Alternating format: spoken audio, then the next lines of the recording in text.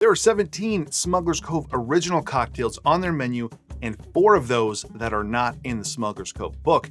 And today, we'll make one more of those cocktails, the Rongorongo. These drinks are not necessarily a secret, but they're newer than the Smuggler's Cove book, and the recipes are not widely known on the internet or on YouTube. But once again, I took it upon myself to get to the bottom of the Rongorongo cocktail, and I was able to obtain the official recipe, not by guessing or just watching a bartender, but I was able to get the exact specs of this drink through detailed, diligent, investigative work.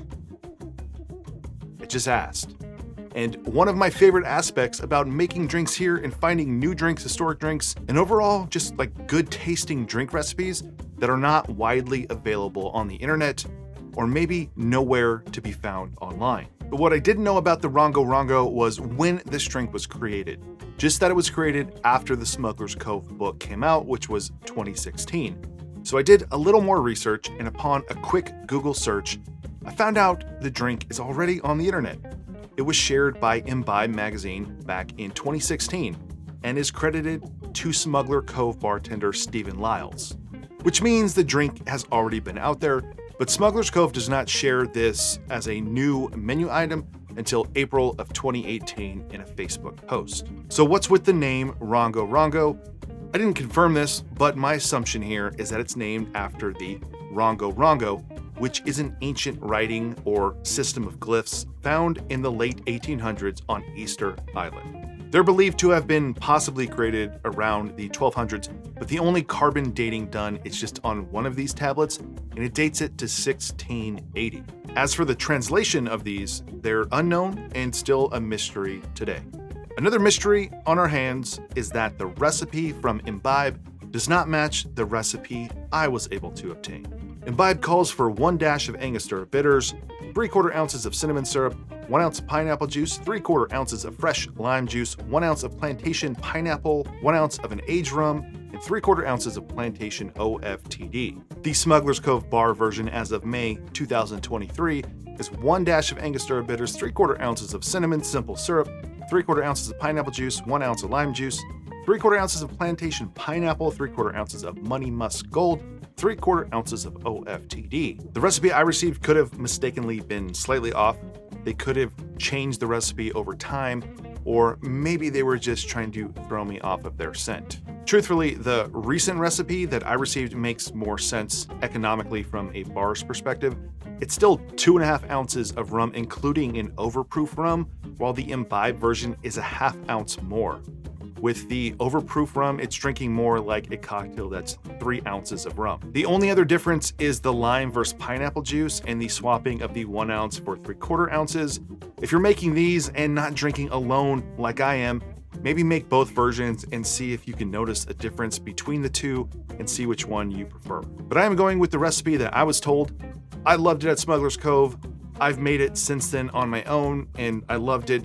And since we are adding that 3/4 ounces of cinnamon simple syrup, I think a full 1 ounce of pineapple might be a little bit too sweet here. You're gonna build this in a drink mixer tin, starting with 1 dash Angostura bitters, 3/4 ounces of a cinnamon syrup, 3/4 ounces of pineapple juice, 1 ounce of lime juice, 3/4 ounces of plantation pineapple, 3/4 ounces of a gold Jamaican rum, and 3/4 ounces of an overproof using OFTD here.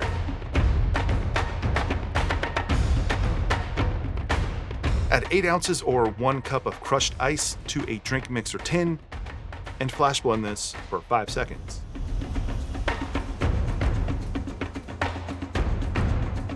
Add about 6 ounces of crushed ice to your glass and open pour.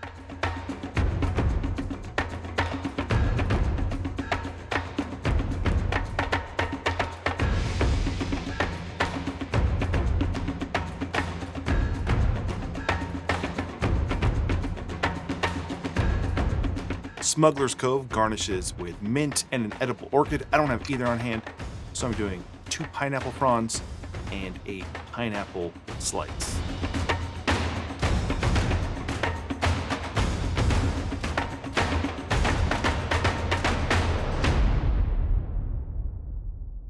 Let's try the Rongorongo.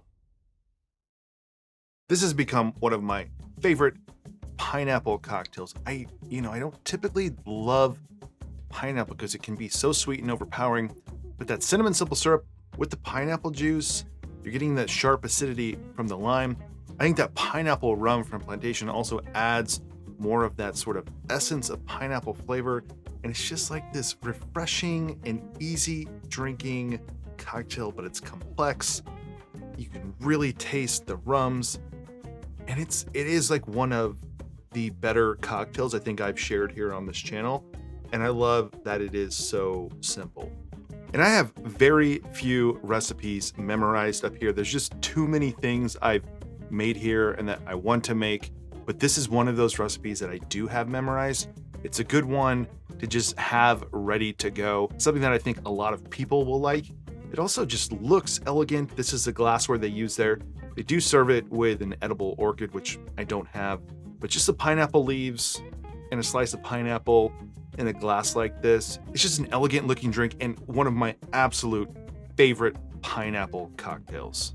Now, as many of you know, Smuggler's Cove does something called the gated finish technique, where you hold back some of the ice in the tin, but I've pretty much just moved over to the tropical standard style, which is putting the ice in your glass first and then doing an open pour. For instance, something like pineapple juice, you really want to preserve that texture in the foam. So the gated finish works for that, but I like putting the ice in first. When you put more ice on the top of your cocktail, after you've already poured in some of it, that additional ice on top is going to knock down that foam and that texture. The only issue with the method for us lay people is you need to have a pretty good idea about the volume of your glassware and your cocktail.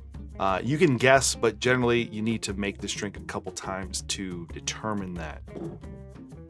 The rums I use here are the exact rums you would get right now if you order this drink at Smuggler's Cove.